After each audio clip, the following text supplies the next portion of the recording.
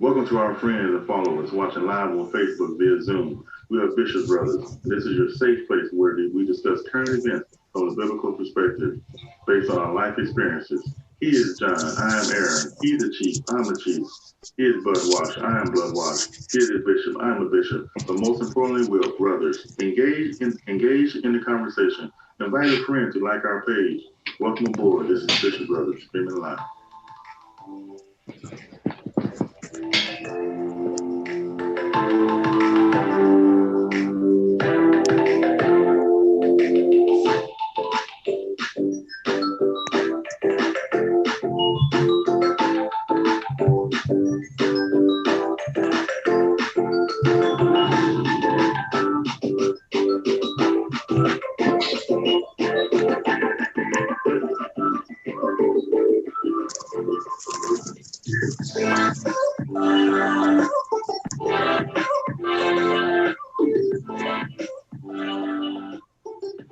Oh yeah, I'm feeling it tonight. Yeah, yes. We're Bishop Brothers live with us tonight. We thank God. And there he is. He's in Washington State, John, and the sunny 46 degrees right now. I mean, you could call it sunny, but it don't feel sunny. You told it was sunny. Sunny, 46 degrees. Dude, I had to get ice off my window this morning. That's not right. Oh wow. That's not right. My co-host in Washington State, the great Bishop John Daniel G. And I will announce to the world he took my job last week, the third assistant presider of EC Global. His great elevation in the Lord's church. We thank God for that. And wow, we got on our screen the wonderful, the inspirational Mike Worm. Hey man, he's here. He's with us. Hey, I'm here. Yeah, I'm glad you guys got my name right on the screen too. That's pretty cool. That's pretty cool. You get the name right, and you light up green when you're speaking, so that's really good. Yeah. And also, I do. Oh, that's even. Oh, that's real good. Yeah, I'm really loving this. We try. It's gonna be a fun night. Yeah, we try. And a wonderful talented Zion Watts is manager in the house with us. We thank God for her being here. Favor Entertainment. Okay. Show. Yes. How you doing? I'm great. Thank you so much for having me, fellas. I'm being the only girl repping with all these anointed men of God. So well, you got it better than us because I'm pretty sure the eyes will be looking at you instead of our ugly mugs most of the time. So yeah. We're hoping you'll church up our show a little bit, you know. Yeah. Help with the optics, but we thank God for all you joining us, and this is a special show. We're excited about this one. We met Mike at our Holy Convocation. Man, he really brung down the house, and I'm just gonna let you open up with how you want to open up, Brother Worm, and just tell us about yourself and what you got going on, because I just can't wait for people to hear your story. Mm-hmm. Me? Yes. Yeah, that's you. It's you. Okay. I didn't know. But basically, let me tell you guys. My name is Mike Worm. I'm a comedian. Been doing comedy since I was about 20 or 19 years old. Grew up in Philadelphia, PA. And before that, I'm really telling my story. Back when I was 16, two of my teammates, they were playing around before my wrestling match. I used to wrestle in West Philadelphia. Very urban, but wrestling was my thing. Actually all sports was. Had 7 colleges looking at me. I was going to go for baseball or football. But during that wrestling season of January 19th, 2005, two of my teammates, they were just roughhousing around and fell on the back of my neck by accident. So that broke my C5-6 spinal cord, which basically put me in a wheelchair for, I would say the rest of my life, but it's kind of hard to say off of the route that I'm going. But I'm not supposed to be moving at all. So that's one thing that I did overcome from the gate. So, since then, how can I really say it? Because when God moves, God moves. I'm gonna let y'all know that right now. That's right. Because I grew up in church. I'm not gonna sit here and say I was in the streets. I was never a gangster. I was never a gangbanger. Didn't smoke weed. Didn't do anything like that. I was just really just at church. My mom, who's about to turn 95 in December. I was adopted when I was 2. She raised me up to be a good man. So it's really, man, how can I say how my comedy started? I started comedy in the church, to be honest. I was working at Shriners Hospital for Children in 2007. And I would just go to work every day. And you know how sometimes you don't like going to work and you'll come there with a story on why you didn't come. I would be one of those, you know, and I would straight up tell people, but I would forget to use pronunciations or words like I'm supposed to be in a chair. I would say stuff like, hey, man, I was running for the bus. I missed it. You know, a lady came off the bus. I fell, and they're laughing. And I'm being so serious about these stories that one guy actually told me, he said, man, you know what? It's not what you're saying, it's how you're saying it. And I want you to really think about becoming a comedian. And I thought about it. I'm like, no, that's not my niche. You know, like that's not it. I don't think me being a comedian was good. Mind you, I'm always talking to kids at this time, you know, because I was more motivated at that time. You know, I was more of, you know, what's going on with them. You know, I would always see a lot of patients, and I know I had a life-threatening injury, but I didn't think it was that bad. Honestly, I did not think my injury was that bad to the point where I would, you know, undergo depression or anything like that. But since then, he put me in the church. I said a few jokes, and it was great. From then on, God blessed me to be able to get on stage. Not only get on stage, he blessed me to get on Comcast On Demand. I'm in a movie now with Michael Blackson called Coney, Montana. I have my own DVD out right now. But the route that I've been going down when it comes to comedy is good. Don't get me wrong. I'm put in a lot of places to touch a lot of people, but something still wasn't feeling right. You know, you ever be at a place you're doing well, but something just don't feel right about what you're doing. Yeah. And I would still go to church and everything, and you know, the word was still hitting me, but I'm never around anybody that's manifesting that word with me. You know, I felt like I was the only preacher in the land of sinners. Like I felt like I was the only loaf of bread surrounded by rocks. You know, so a couple of weeks ago, I met you guys. Yeah.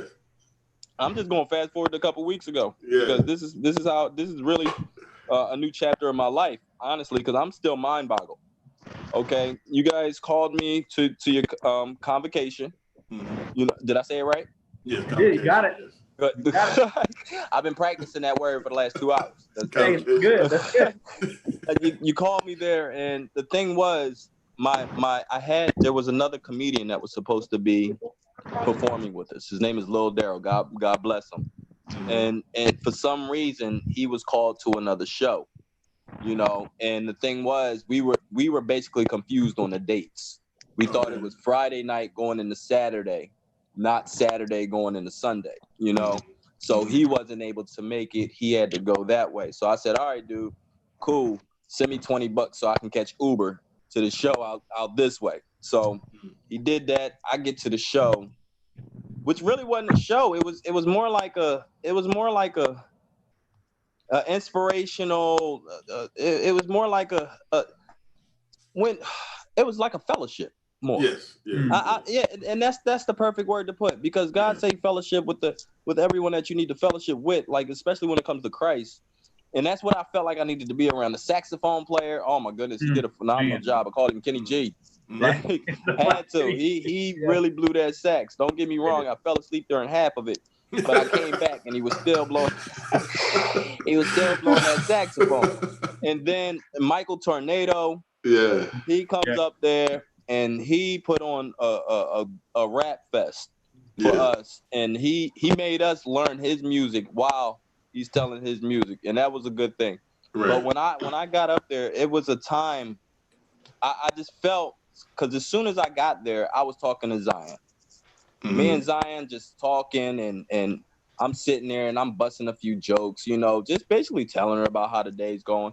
And it was funny. I'm like, man, you know, I wish I could just sit around on stage and just talk to people and just have a conversation with somebody.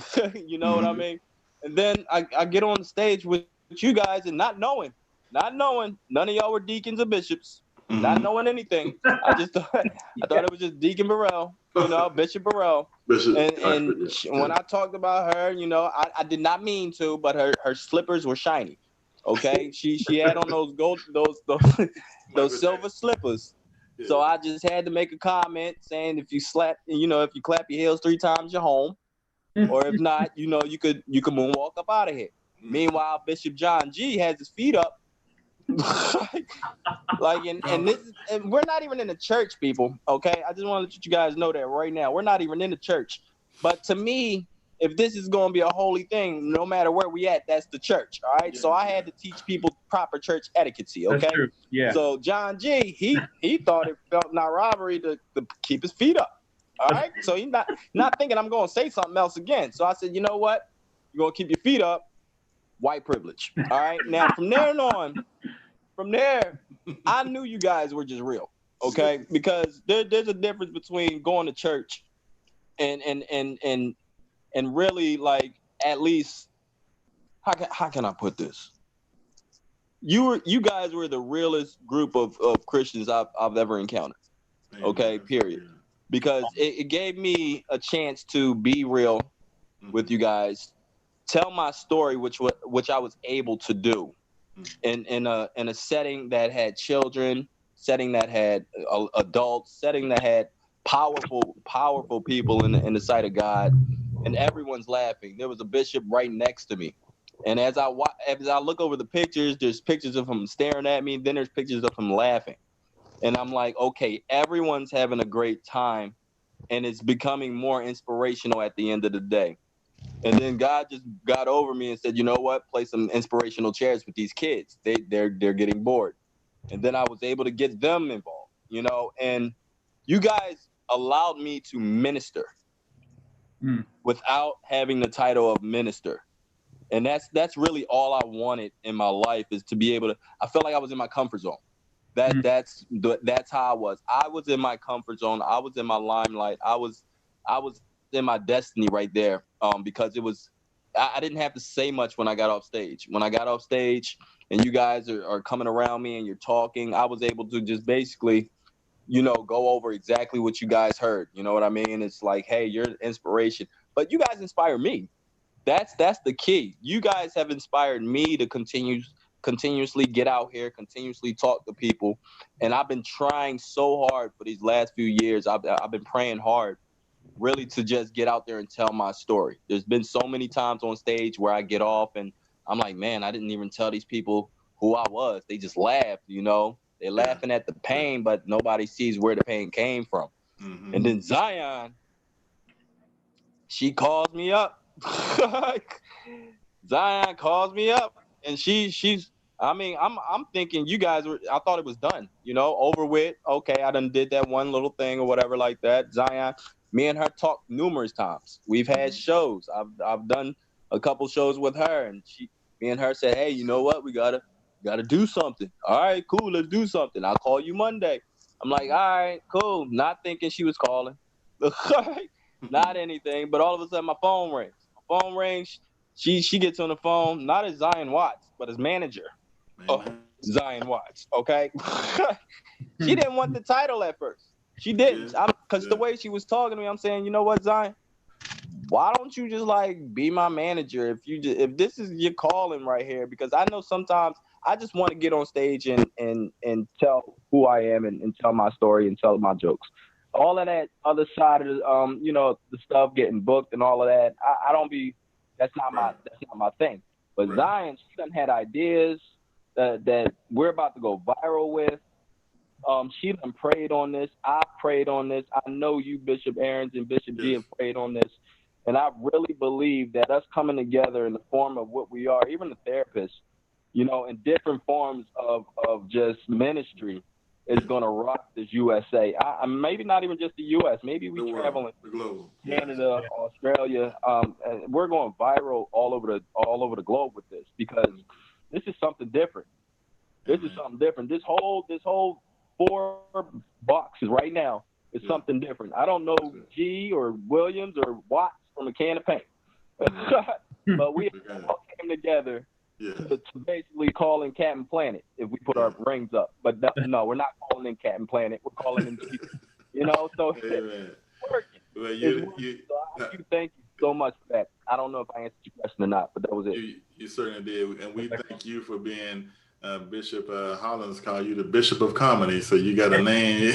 He's consecrated you the Bishop of Comedy. Yep, we've had the kings, now we got the bishop. All right. Yeah.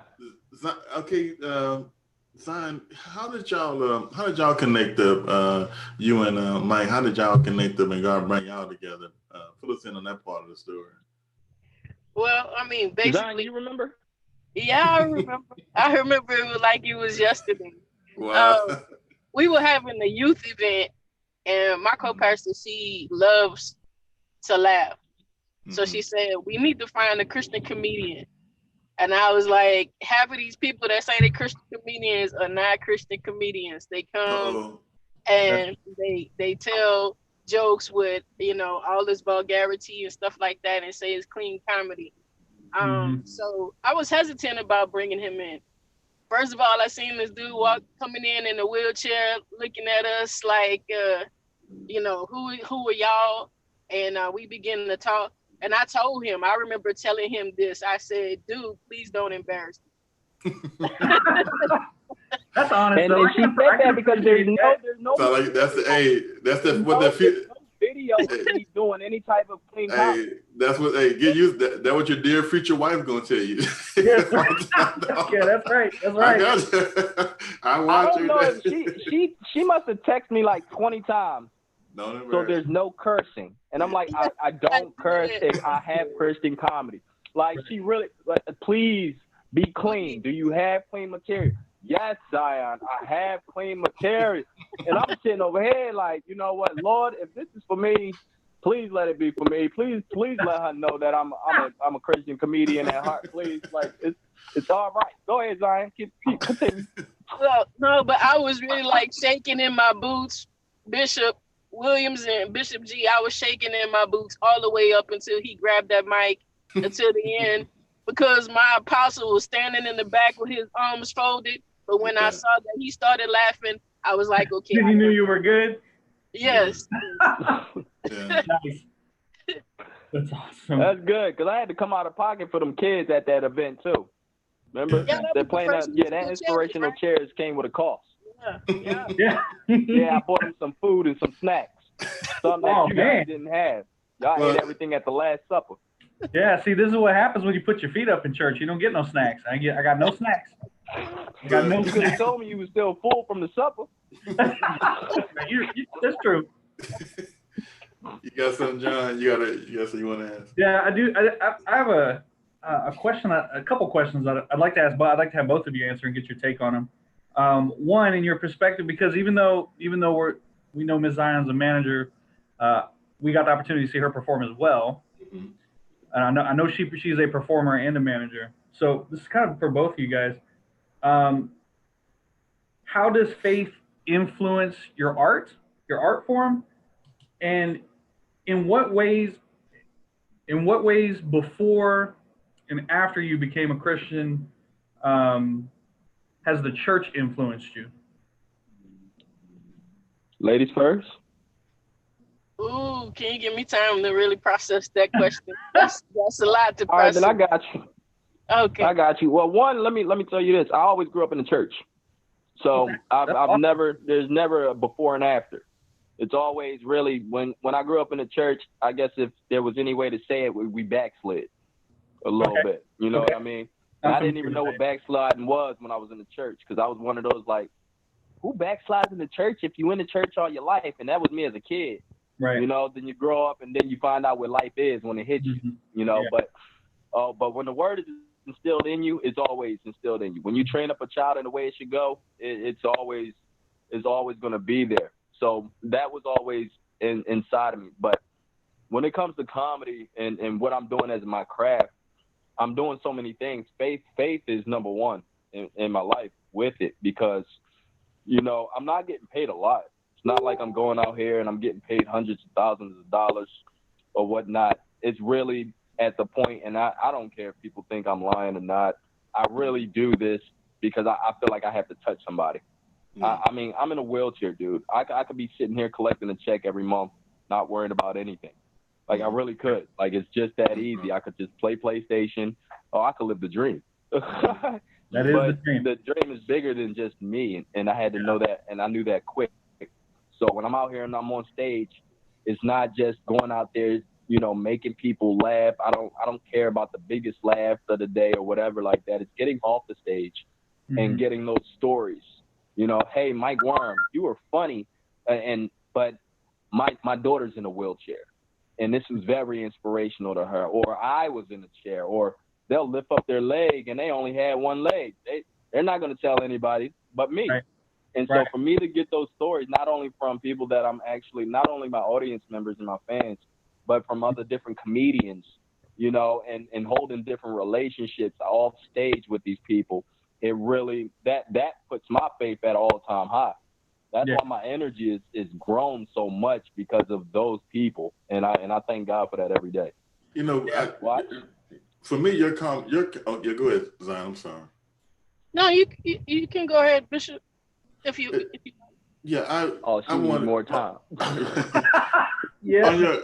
You know, you are more than a comedian. That's what I want to make a point. That I want when I was listening when you was doing your you was talking to us. You was talking about how you get out the car, and you was making a joke about how getting out the car, open the door, close the door, put in the trunk, and I was laughing at that. But you're the next level to me, because when your comedy can have a message. You know, I put a post on Facebook today. I said, preacher, you need to quit. You know, we focus on want people shout. We want the emotion, but we don't have the message. Your comedy, yeah, you get the laughter, but when you stop back and think about it, when I went and think about it, I'm like, you know what? I complain about getting out of the car, and he told us the process of getting out of the car. You can share because it's fun. You can share how you broke it down.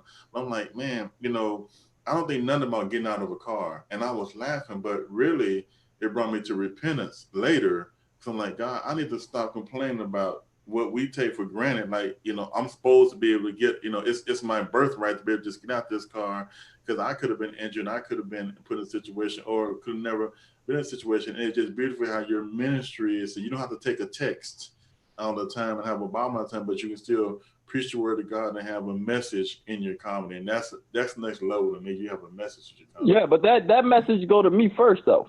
You know, I don't be knowing until I see other people do it. That's why that joke came about. You know, really, you guys can see that when I'm at a city near you. You know, we are going on tour. Yeah, we're gonna talk about that later. Don't worry.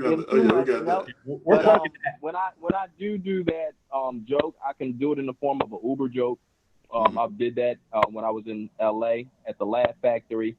I can really use it at any given time. But I would see, like, don't get me wrong, I used to do it myself.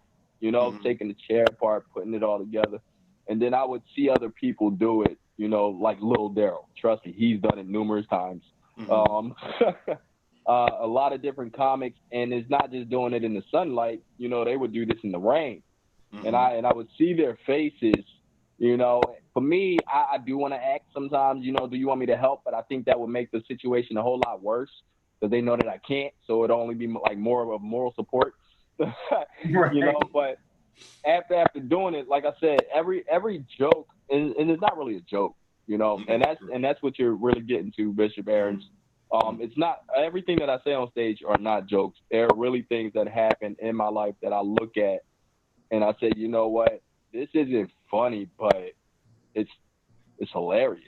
It's more hilarious because it's like, man, I see it. And it's the different type of hilarious to me. It's like I'm laughing because it's funny, but at the same time, it's like, dude, I understand. I do understand. So, I mean, me personally, as me saying the jokes that I say on stage, I start to get the definitions from you guys.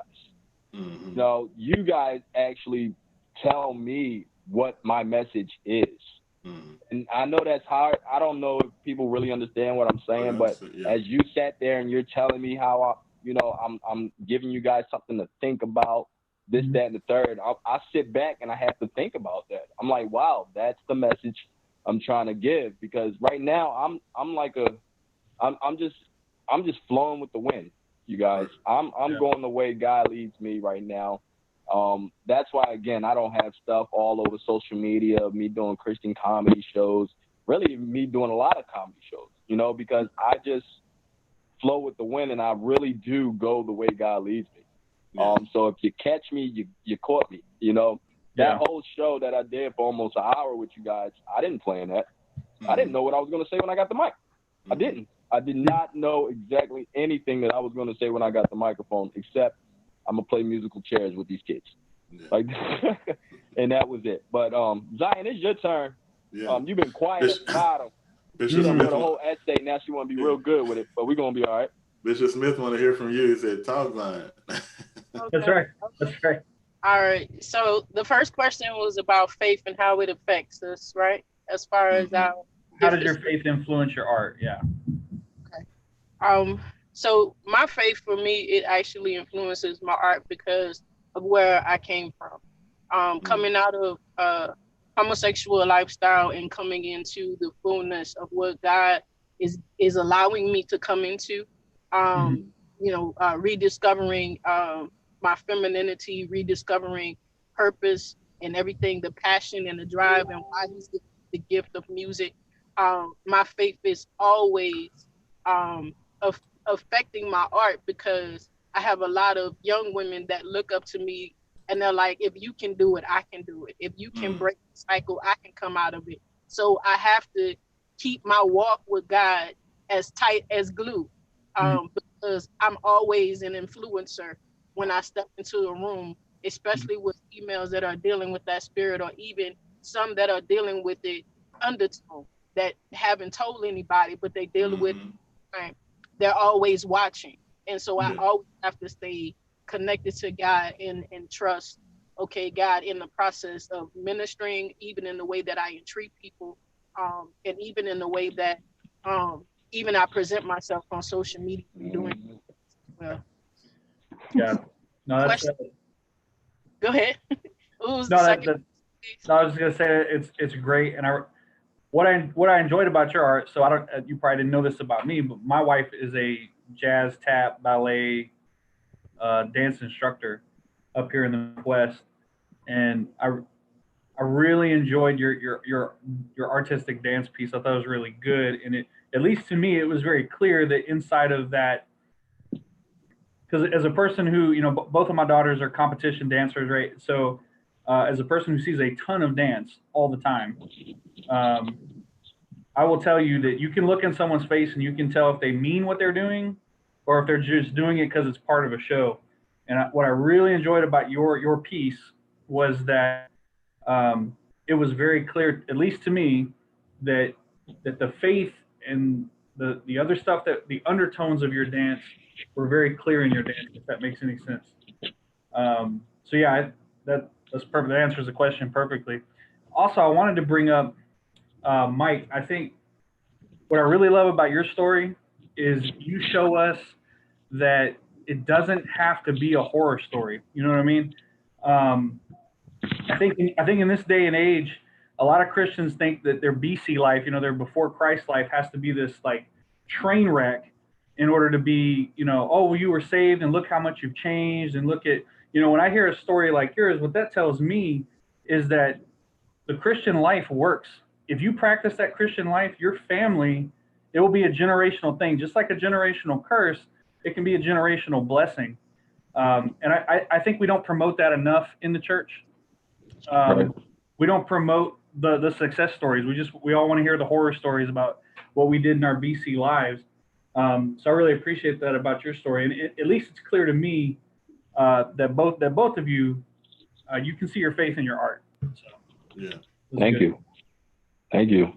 That's good coming from G. Thanks, G. I got the office. That's good. Come on, Williams, where you at? He killing you with these compliments. That's called fishing. You know that, right?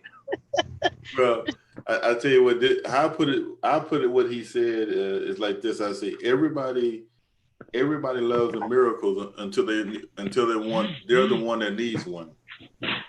You know, we love talking about the miracle story, but nobody wants to be in a position to need a miracle. Right. Because a miracle is something that only God can do and can bring you out of. And I thank God for that. And, you know, I was looking at, I was going through your page, doing my research on you, Mike. And I want to talk about your friend, Kenneth. You talked about a few, I think months ago, how much, you know, that even though he was your best friend, that even though he's passed away, he still lives in you. I know that's part of your story. How does Kenneth live in you? What does he does he come out on your comment or just your life in general? Well, you talk about Kenneth here. Mm-hmm. Wow. I do my research. Look, there's a lot of people, first off, that passed away in my life. Mm-hmm. That I feel as though that played a part in my life. You know what I mean? Mm-hmm. Kenneth Best, me and him, first off, we grew up in the church together. Playing the drums, ushering, we in every single play. You know, anything you could say that we in the church that me and him done. You know, the choir, all of that. And I just wanted to always, you know, be like him. We were always like a pea in a pod. But for some reason, when I was injured in 2005, he was shot and killed in a triple murder that February. So I never got a chance to see him or anything like that. He never was really, you know, he never got a chance to come up to the hospital. But really, he was starting to veer off, and it was crazy because we loved his grandma. His grandma was just the best, and she would greet you as soon as you come through those doors. I'm talking about as soon as you come through the church doors, she is the first one to greet you all the way through. But once he passed away, I just felt as though, because he passed away before he could reach 17, you know. So from then on, it was like that was the last death before, you know, right after my injury. So that really hit me hard. So I always thought, you know, I'm going to do this for you. You know, I'm going to go out here and really just teach you that people really love you, bro.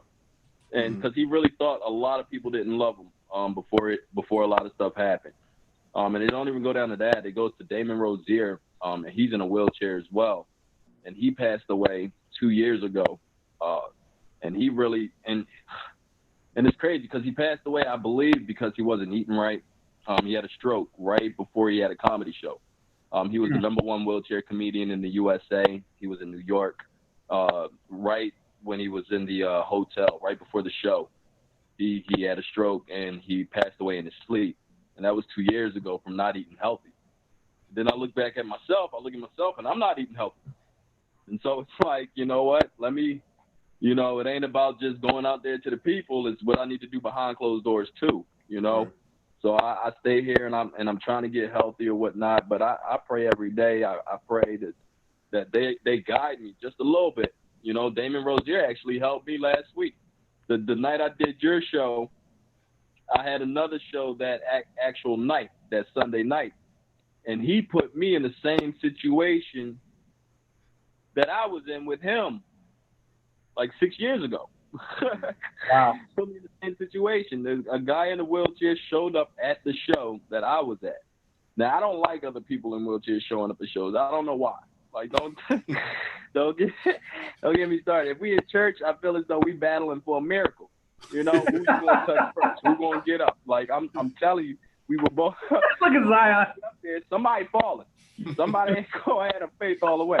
Somebody's faith going to get taken. But, you know, it was just nice to be put in situations that I was with when I was with them in life at the same time. So I really feel as though that even if you haven't passed away, you know what I mean? Like you're a motivation to me. My mom, again, I was adopted when I was 18 months old.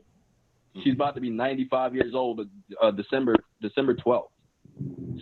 Still moving around. I'm going to put up a picture today. I was actually on Facebook Live, Facebook time with her. I don't have an iPhone, so I call it Facebook time, you know, with her for the first time in like a few years. And I didn't think she was coming back home because she had fell.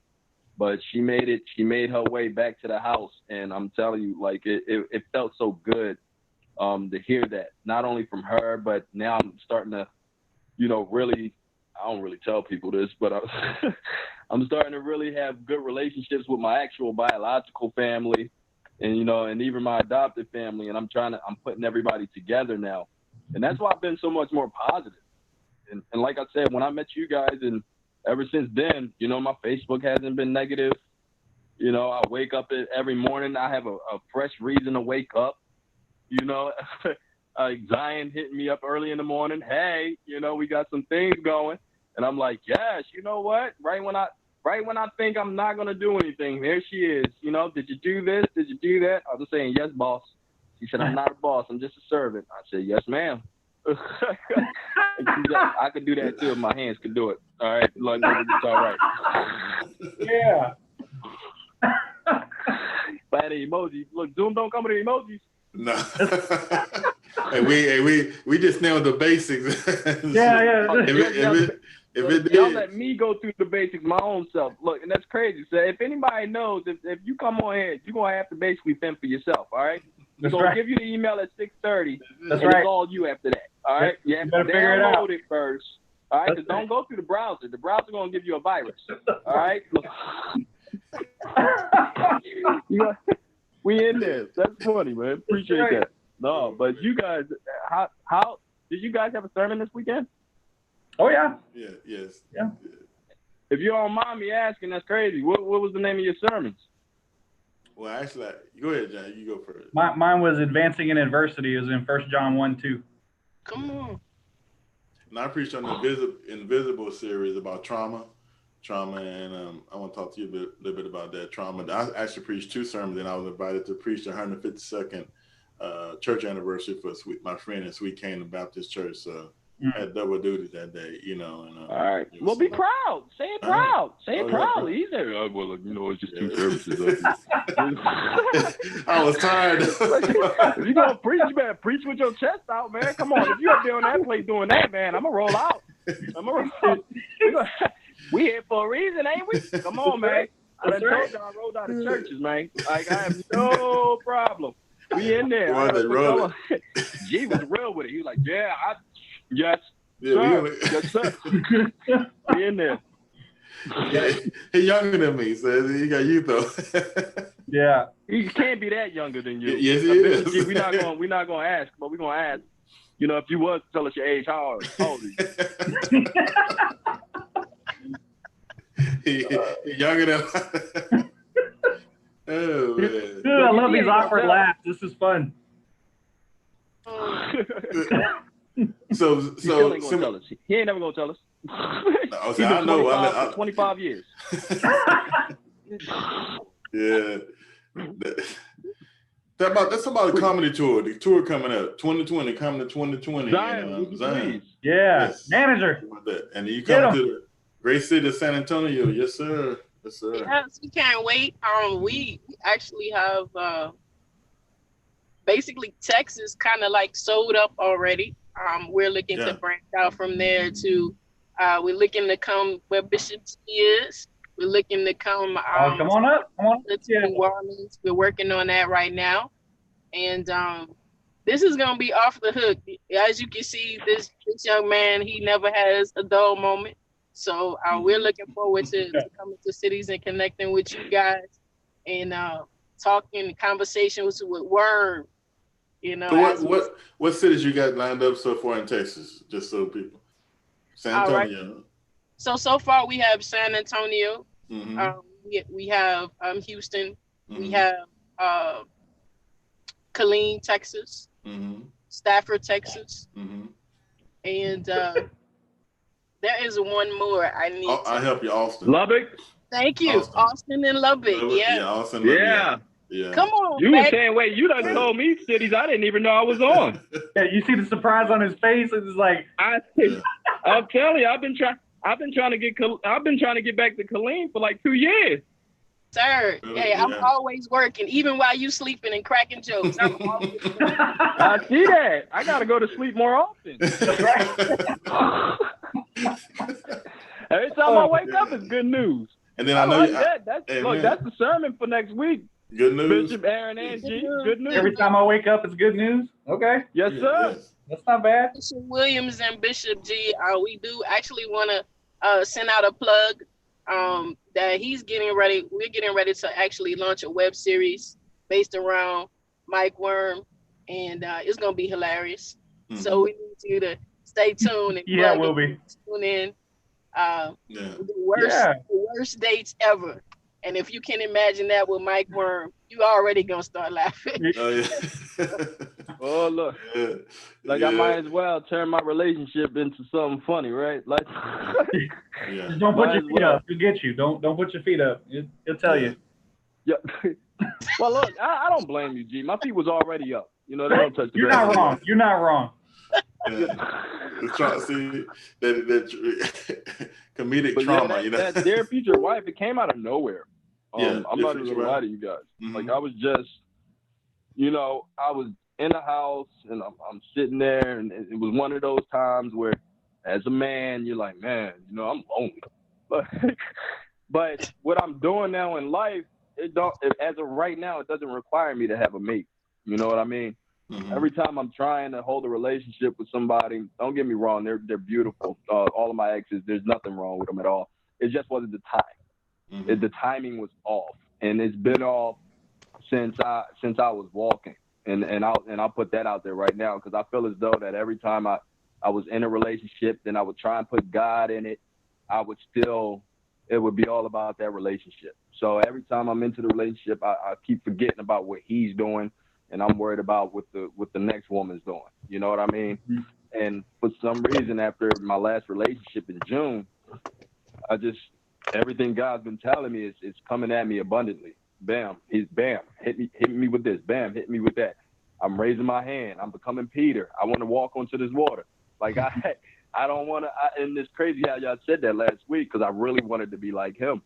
So every time Manager Z hit me up with something, she said, "Hey, do you want to do this?" I'm like, you know what? I can't say no. If I say no, I'm blocking my blessings. And then when it comes to relationships, I'm like, you know what? I don't need anybody right now. I won't, but I don't need. And when God gives me that person that I need, I'm already be at that level to where as though when she comes into my life, it'll be an equal yoke basically at the same time. So Right. I started doing the yeah, that's my killer right there, my little Australian shepherd. Sound vicious. My little dog don't do anything but bark. I'm telling y'all. But at the same time, I just started going on Facebook and just saying, you know what, dear future wife, like whenever I see you, if you're looking, you know what, I'm working, and it just started with that. I'm working, and then I said, you know what, let me do something else. A couple hours later, dear future wife, if I was to do something right now, you know what, scramble your eggs, do something. And all of a sudden, people started liking it. And I'm like, wait, you know what? I think I found something here. You know, people loving it. I'm saying, you know what? I got this. Then Zion hit me up saying, you know what? Let's do such and such and such. That's going to be an epic video soon coming out. You know, and I said, girl, you ain't said nothing, because that is going exactly with what I already have, which is going to manifest into this, and which is going to build that, and we're going to go straight to the top with it. See? Look, not even you, Bishop Aarons and G, know what I'm talking about right now. Oh, but when you see it, oh Lord! But don't forget about us. Yeah, don't forget us. It's going to be something Don't great. forget about this. Remember EC? Look, that's yeah, I know. Y'all didn't even give me a shirt when I was there. Y'all said I was going to get a shirt. I forgot. I got you, Bishop. I got you and Zion covered. I got your T-shirts coming. I'm gonna get your addresses. They coming. I got you. Oh, I appreciate that, because if he hadn't said address, I know he was lying. That's right. Like, somebody put the commandments up for this man. Yeah.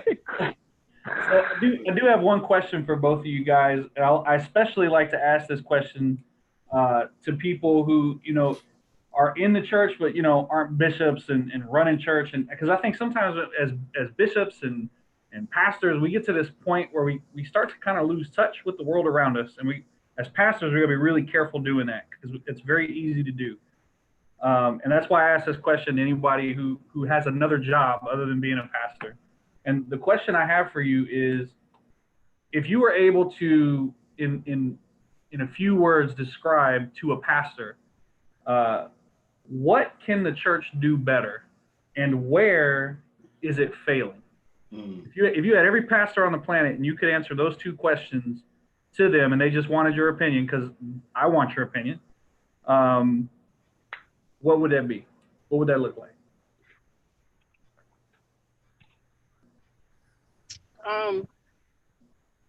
For me, it would look like I believe a lot of what we see now in the church is sugar-coated gospel.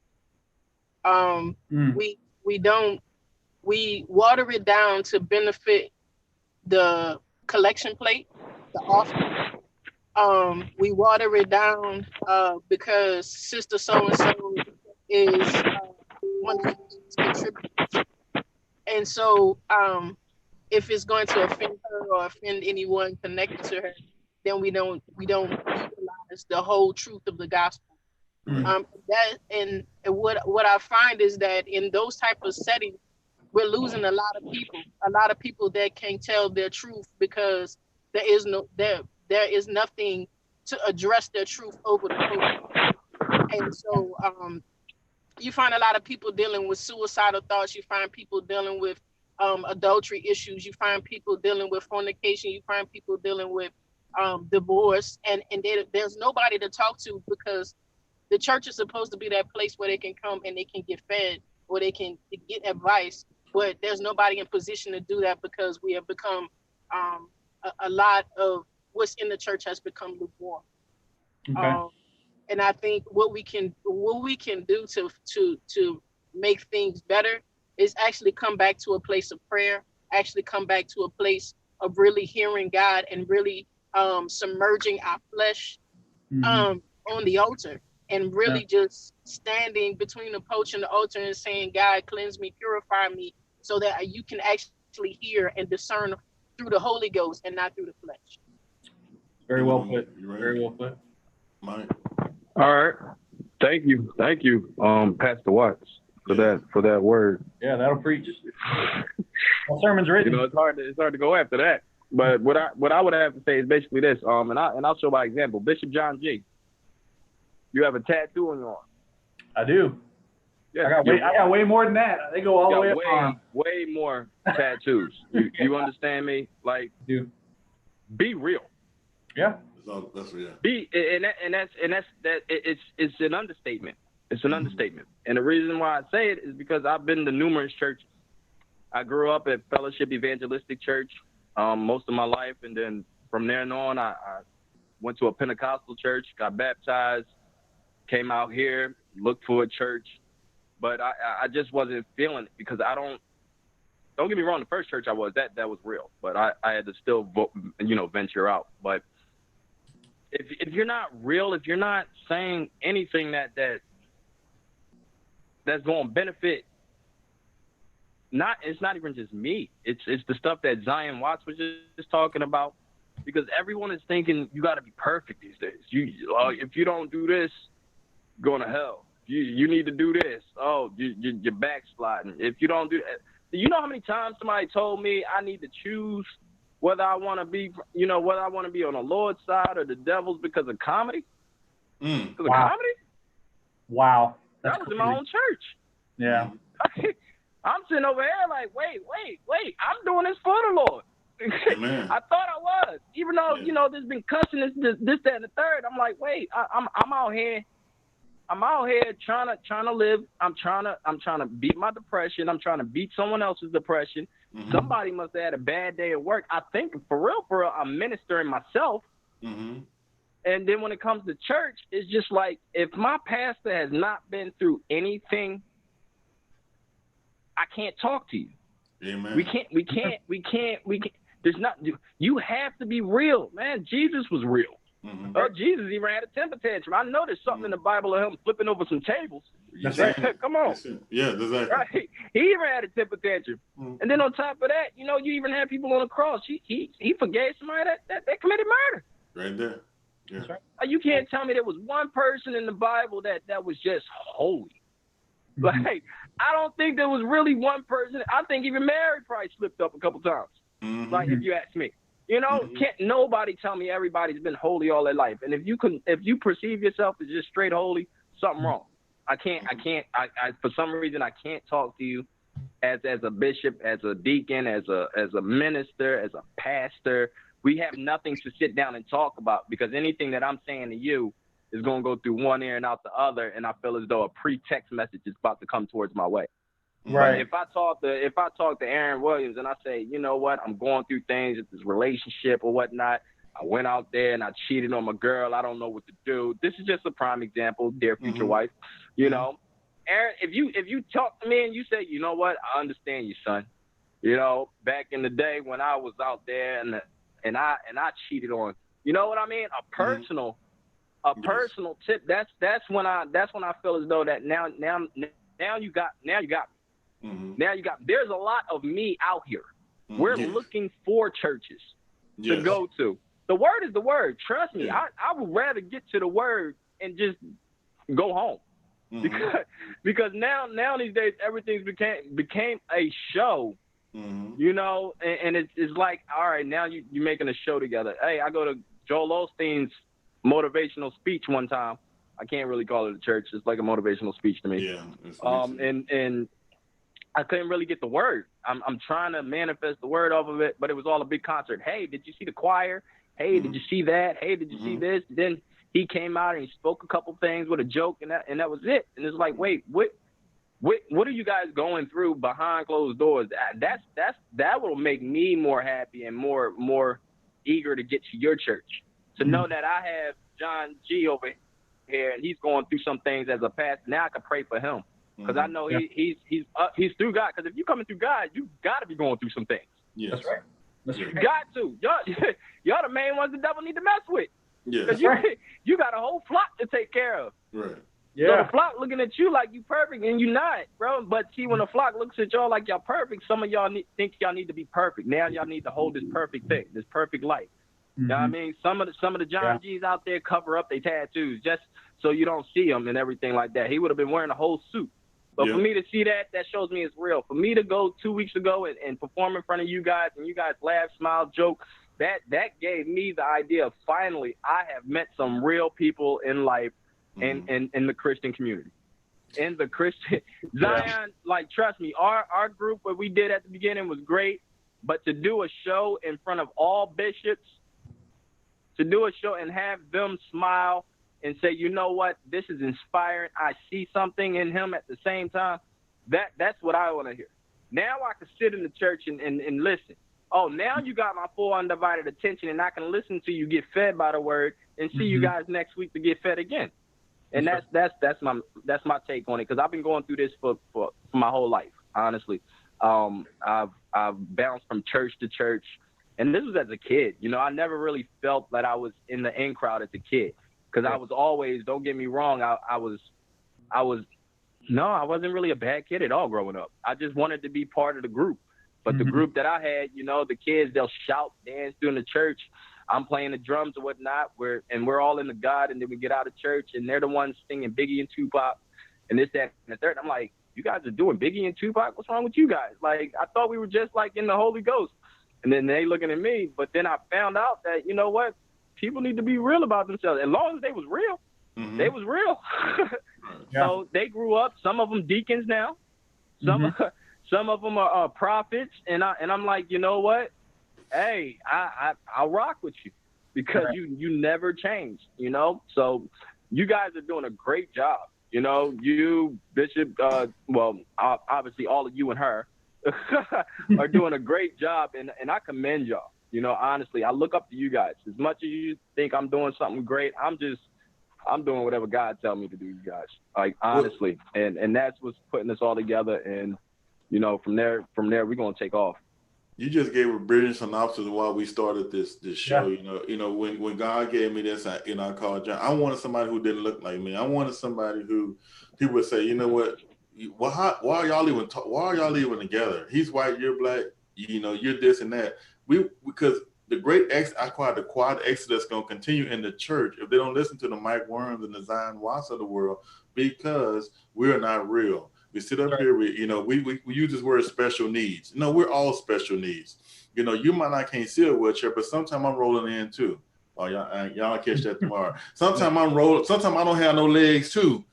Physically I do, but spiritually I've lost my legs, and I need somebody to help roll me in. We're all special needs, and until the church understand, and pastor and leader understand that we got to be real, with people, and quit worrying about the nose earrings and all the tattoos and stuff and take care of their hearts. And like you said, though, Mike, is tell them that you're dysfunctional, you're messed up, you have issues, you have problems, you get angry, you get frustrated, you have issues and problems. You're not perfect. You're gonna make mistakes, and deal with people and who they are, not how you want them to be. And quit preaching to their pocketbooks and preach to their heart, and focus on what they need to do for God and not you, to be comfortable in your church, to be coming around the people that you're comfortable with. And that's the problem. We go to church and we're so segregated because we only go to church of people who we're comfortable around.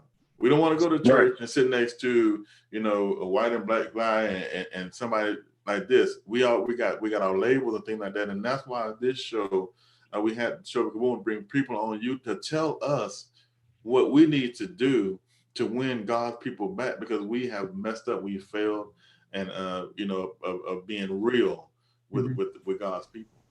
And we just failed. Yeah, I mean, what you did and what y'all doing is right, because if you really think about it, when I got up there, and like I told you, when I was at the church, people giving me scenarios, who should I choose?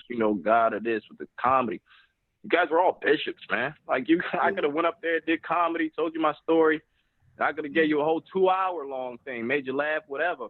But at the end of the day, y'all could have just been like, you know what, that's great, but we're gonna focus on getting you to walking. We're gonna get these tattoos off of you. We're gonna get this nose ring out your nose or whatever like that. If you want to be used for God, you're gonna have to get yourself right. No. No. You use what y'all did was the reverse. What I love, what I finally found. Let's use him, because this is where he needs to be right now. You done got me in my comfort zone. God say, come as you are. People take that a whole new level, a whole new level. But it ain't, and people say, well, you need to come to the church dressed up like this, that, and the third. But you know what?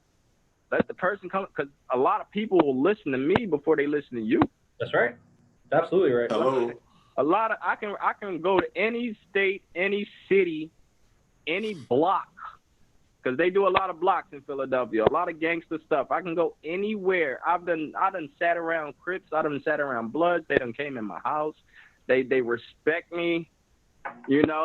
Somebody could have shot somebody yesterday, sat in my crib and just gave me the whole story and just started talking to me. That's how much of a relationship I could have with somebody, because I'm just real. And when you see the God in the person, I don't care what they wearing. I don't care how many tattoos they have, how many rings they got on their nose.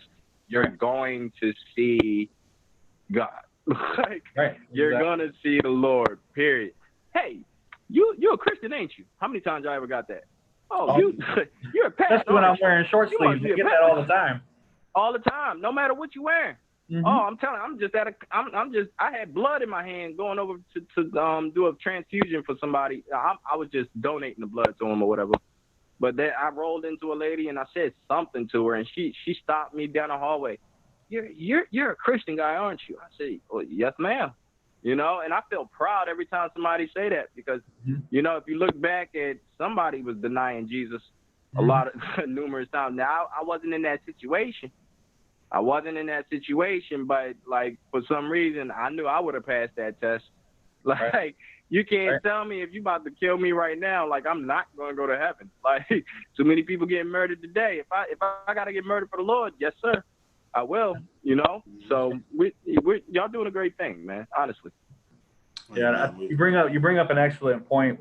I think the way I see it is there's a lot of pastors out here right now that they're in it for income, they're not in it for outcome, and that's the first big problem, I think. And then the second big problem is, even those of us who, and I'm guilty of this, I've done this before, you start to veil yourself. You know what I mean? Like, you start to feel the pressure. Like, I would be lying if I said that I've preached at churches up here in the Northwest and I have pressured myself into wearing a long sleeve shirt, because I don't want the whole 45 minutes I'm trying to talk to them, I don't want them trying to figure out what's on my arm, right? So yeah, there have been times when I've felt the need to wear long sleeve shirts, because, and that's sad, because that's me bowing to peer pressure and going, you know what, I think you know, I'm going to veil myself and give off this disingenuine thing.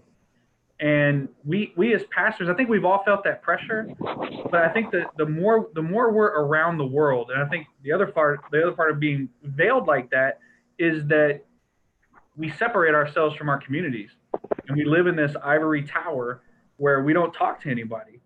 And that's why I think a show like this is so important, and to talk to people who are not pastors, who are living their life and doing what God has called them to do, because this may come as a shock to a lot of people, but God doesn't just call pastors and then there's just everyone else who's just got to figure it out in the world. God calls everyone to everything, right? We're all called to something. And to hear that from the mouth of the people, when people, and because you're not the first person to say that, and it happens a lot. And I think the more and more, so if anybody who's online, you got a pastor friend, they probably need to hear this show. They probably need to go back and look at some of the stuff we've talked about, because we can't sit in there on our high horse all the time thinking that we're going to speak to people, and they're not hearing us because they look at us and they think, well, he thinks he's above me, right? So I don't have anything to say to him.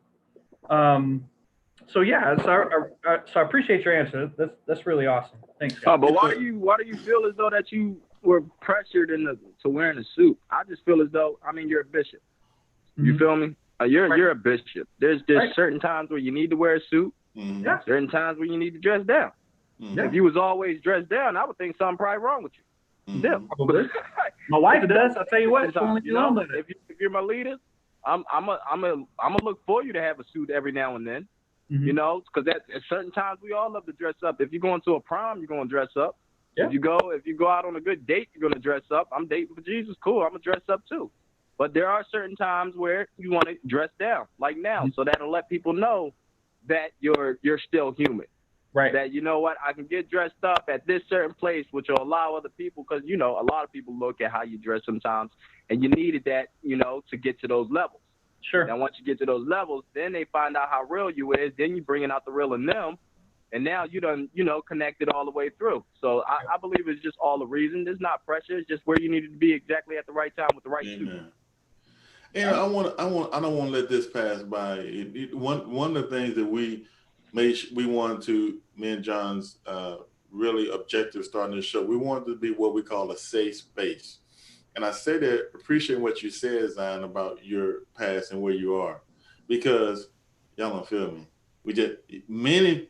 That's a safety. To say it here when other people are listening who you don't know, that means we're doing something right, because we're not going to judge you. And see, this is what we do, the real talk. See, by her being able to say that, I'm telling you, a lot of people don't want to deal with it, and that's why the quiet exodus continue. That's why they live in the church, because they don't want to hear it. They want to if you did say it, they want to drag you down to the altar, bathe you down in oil, and then you walk away, you're delivered. No, I'm glad you were comfortable with sharing that, because this is what we want. We care about the whole person. We understand the whole person goes through it. They have good times, bad times, highs and lows, thunder and lightning, sun and rain, but you have the whole process of life. This show is about the whole person concept where people can feel safe to share what they need to share. They won't be judged, they won't be ostracized, they won't be cast aside, and we will pray and have understanding, because there, for the grace of God, there go I. But I thank you for being comfortable enough to share that, because people need to hear that, God can change me, but as Mike said earlier, it's in God's time when that change comes, not my time. And your experience, I don't need to never dismiss your experience, because I haven't experienced it. And I'll let you talk about it. I said this: it's not my job to make you feel comfortable. And that's what I've learned in my life. See, when people come to me with their trauma, and I get uncomfortable, that's my issue. That's right. I ain't got nobody. That's my issue. Amen. See, God told me to deal with people. I ain't got nobody with people in the issue. If I get uncomfortable because they talk about molestation or rape and I don't know what to say, that's my issue. I need to grow up, mature up, and do what God says and love them and take care of them. Understand I don't have all the answers, but my uncomfortableness, my flesh, that's what I got to deal with. And so I thank you for feeling safe, and we won't provide a safe place to share what you share. Don't take it lightly. Yeah. I appreciate the opportunity to, and I just, if there's anybody watching, like, it wasn't always easy, even Sure. that transition to coming into the church, and you still have on the managed clothes and the mannerisms of, dealing with in their lifestyle. And a lot of churches, like you say, they try to drag you to the altar, or they quick to say, let me take you shopping, let me put you in a dress. But God transforms from the inside out. So you cannot rush somebody's process. You can put them in a dress all you want to, but at the end of the day, they still deal with the mindset. You have to deal with the mind, renew the mind. And I really, that's why I'm grateful for where God has planted me in this season. The underneath the apostle and the prophetess that He has, because even when I walked in, after backsliding, being hurt by the church and backsliding and going back into that lifestyle and coming back in, they didn't judge. They didn't say, "Oh, look what she have on, man clothes." They begin to deal with the inside and allow God to begin to transform me into who it is that He's. And that's where the church misses it. Like Mike was saying, if we could just be real and transparent and really love people for real and not judge them and push them further away from the things of God. And not want to go through the process with people. That's the problem. We want to go to the altar in 5-minute prayer and it's over. We don't want to. What you're telling me, what I'm hearing is your pastors are willing to go through the process with you. Right. And we missed that. We've just cut that out, and we got to go through the process with you. And I just I really appreciate that, because that's what we got to grow up and mature as the church, to understand that preaching is only, you ask what we preach. This right here is ministry, though. This is the fullness. This is the fullness of it, because now we try. Now somebody's being helped that we'll never know. See, that's our problem. When we're preaching, we all in the limelight, we get the credit. But here is somebody might listen to this that will never talk to a Mike Worm, or never talk to a Zion Watson, Aaron Williams, or G. But you know what? We don't supposed to be trying to get the glory. Oh, I ain't got nobody. Anyway, we don't supposed to be. That's right. But to me, preaching is all testimonies, for real, for real. Right. To me, I'll get more out of a testimony from people. Yeah. Than preaching sometimes. Don't get me wrong. The word is the word. The word was always there, but the word been there since I was a little kid. I know it from front to back. But when I hear the testimonies from people like Zion, from G, from Williams, people don't realize the battle is within yourself. Yeah. Everything that you do, the battle's within yourself. You're never gonna get there with somebody tapping your head, somebody dipping you in water. I'm telling you, it's not gonna work. It's just it'll work for that first couple of weeks. Because you got everybody there. Oh, Lord, Lord is going to heal you. Lord going to do that. After a couple of weeks, it's like, all right, I don't have that motivation no more. Now the person done picked up the cigarette again. Now the person done picked the weed back up. Now the pants done came back on. Like, it's crazy. But when you guys, again, like she said, when you're working from the inside out, from the gift of what they already, because everybody had a gift as a kid. Oh, yeah. Everybody had a gift. You can't tell me not one person didn't have a gift. Somebody was in the choir. Somebody was always Jesus during the play. Somebody played the drums. Somebody played the piano. I mean, come on. If you sit around and talk to everybody that smokes weed right now, I can tell you every one of them was in the church doing something. They weren't getting fed with what they needed, and then they just fell off. No one manifested what that gift was inside of them for them to continuously go and actually grow. And I feel like I'm a kid again right now, because now I'm doing what I really want to do. If people don't realize, WORM is an acronym. WORM stands for Witnesses of Real Miracles. And I use that in past, present, and future, because God knows I'm an attention freak. Oh, He knows when I played the drums at church, if the music stopped, I'm still going. I played the piano. I was Jesus. All right, I just want to let you look at G's face. Look at G's face. No. But I was always like that, and for me to fall off, but still have it instilled in me because I always still wanted to do it, and for you guys to bring it back out of me, it feels as though that, now I feel like I'm where I belong. You're gonna feel like home when you start to do exactly what you love. Mm-hmm. It's just a lot of people right now are stuck with dead-end 9-to-5 jobs, can't get out of it. A lot of people are stuck with kids.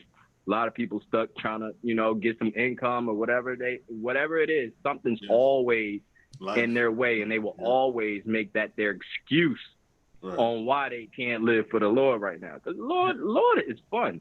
Oh, God is so much fun. He got humor. Like he has a lot going on in the church that you can't say you're not gonna have fun, man. Like, church is not boring. No. Like, just some people made it boring. I think John G's church is fun. Yeah, we'll see.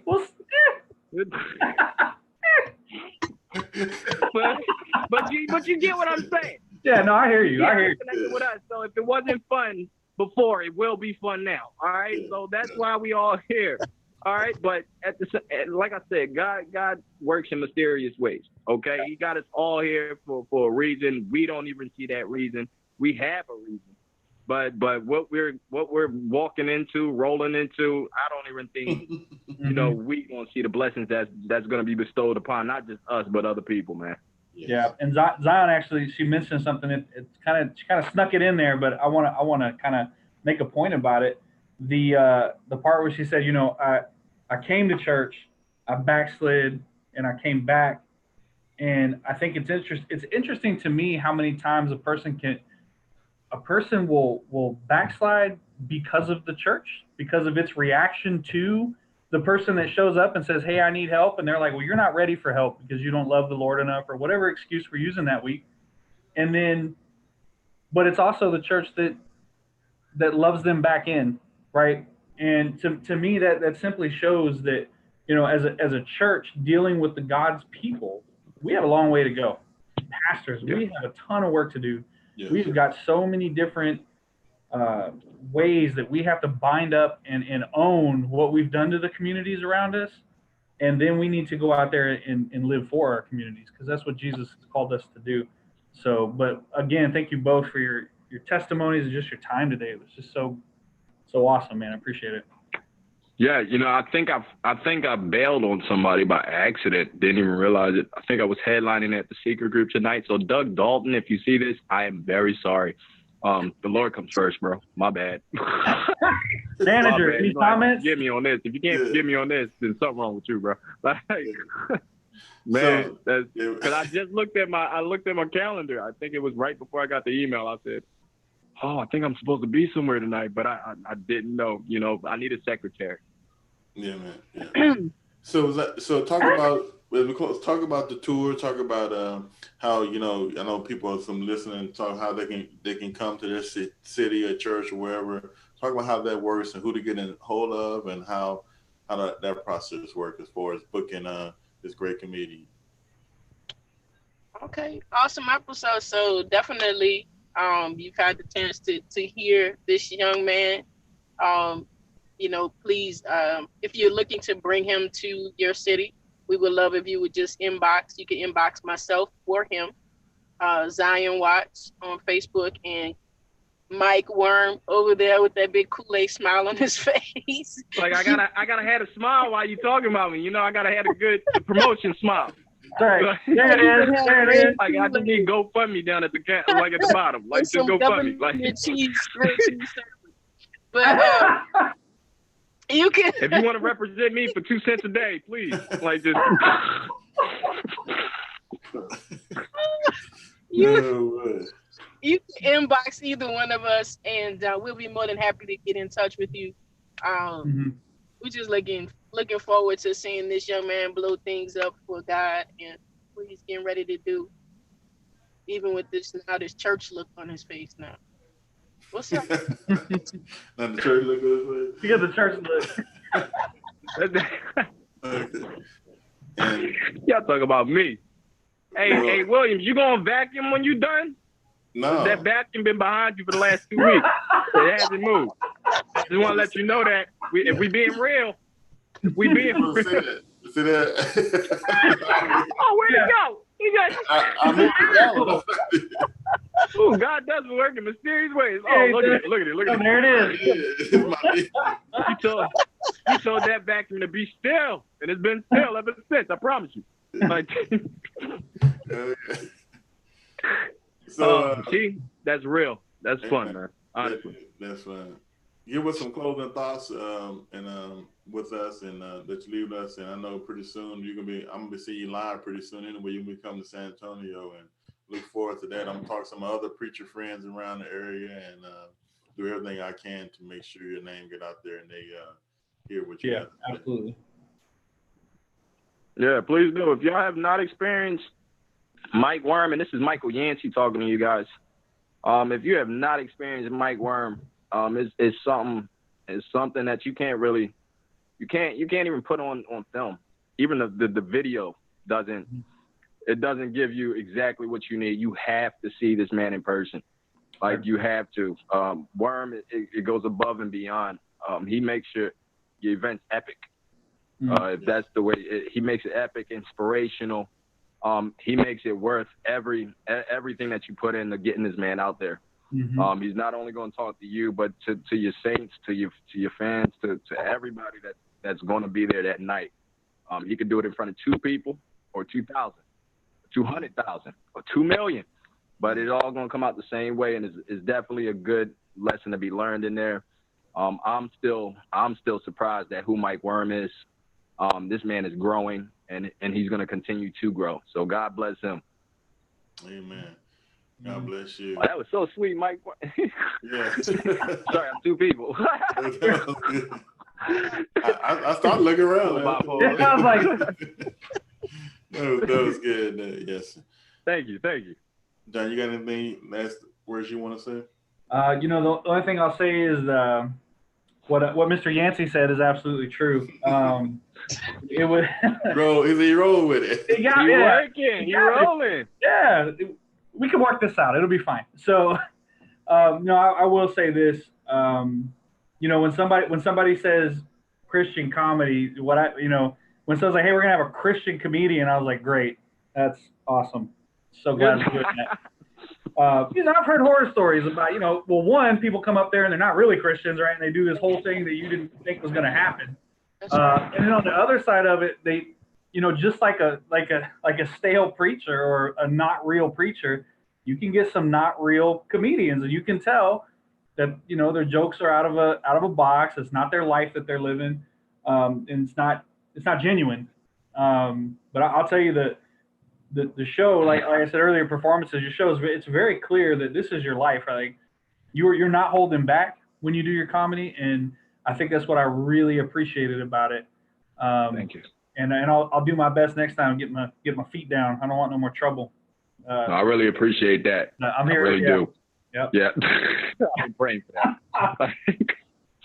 Hey, well, I'm telling you, I'm gonna download this video. I'm gonna share it. I'm gonna make it a YouTube video. I'm gonna promote it. I thank God for you coming in, and you and Zion both coming in and just sharing with us and being real. And what I'll tell people who listening, tell your pastor, your leaders who are all stuffed up and they want to do this kind of stuff, approach them, give them a chance to say no, share the video with them. You need this at your church. You need this in your ministry. You need this in your community. You need to show the community that we can laugh and we can have a good time in the glory of God. You can honor God through laughter. Laughter is good medicine for the soul. So I want to do this because I want to share and tell your stuffed up pastor, your leaders that, the reason why nobody wants to come because they're tired of your dead, boring sermons, and maybe this can inspire you to do something different and do to bring about the youth. The youth are going to come to this because I'm going to invite a lot of youth. I got access to a lot of youth in the job that I do, so I'm going to fill the building with a lot of youth. You know why? Because you know what? They might come hear this man, and then next time they might want to come hear me preach. And whatever it takes to win them, to God, I'm gonna do that. But we got to open the doors to the community and not be at the door. The bouncers and the pimps need to get out the church. God don't need any bouncers. You need to God get don't out need the any pulpit. pimps. You know, and so and I like to thank Zion. Zion, why? Like y'all don't understand. Like when a man says he was praying for somebody to just see Mike Worm and use him for good, because like I said, I don't know how to use this guy. Like this, I don't. I'm just trying to put myself in certain places and scenarios, and he put me at a certain spot where Zion was able to see, not only see, but pray over it too. You know, because you know, first words out of my mouth and say, "Yo, why don't you just be my manager?" You know, but she was like, "You know what? That's something that she wasn't really comfortable with, but it was already confirmation, you know, towards it." So, I mean, I know she's doing a lot. So I do want to say I appreciate you because she has a lot going on her side as well. But for her to take the time out on our spiritual journey to be this manager on the spiritual side right now. See what I got you. I got you. The manager on the spiritual side, I do totally appreciate what you're doing for me. So this is our project, you know, all of ours, bishops, and, you know, every bishop that's watching, everyone that's watching, this is your project too, because we need your help. It doesn't just start with us. It starts with us and it ends with y'all, because we need it all in here. And we're going to do something, like I said, that we've never seen happen a day in our lives before. You know, they better watch out. We have a new ministry coming along. Amen. Global ministry. Well, Bishop, global. There you go. Global. Yes. Y'all done gave me so many hashtags, I done lost count. May I say before we close out, I want to actually say really thank you to Archbishop Bey, because for years I thought about being a consultant for artists and for those that are in music and things like that. I always thought about it, but you know, always dismissed it. And on the particular night, said you need to really look into being a consultant for artists. You know, because you're a woman of resources. Even as I wrote home, and I began to call my pastor, my co-pastor, began to confirm it, and it was only by those two confirm it, you know, wisdom, counsel in amongst the elders, that I was able to reach out to and say, hey, come on, let's move forward. So if it wasn't for them, Mike wouldn't have a manager. You know, I still be waiting. Y'all know how hard it is. I'll be in my pillow. I'll be hearing her ring. I'm like, oh Lord, I don't want to answer this call. All right, look, let me answer this call. Like, she called a man when he still asleep. My legs still sleep when she called. They sleep anyway, but that's not the point. The point is.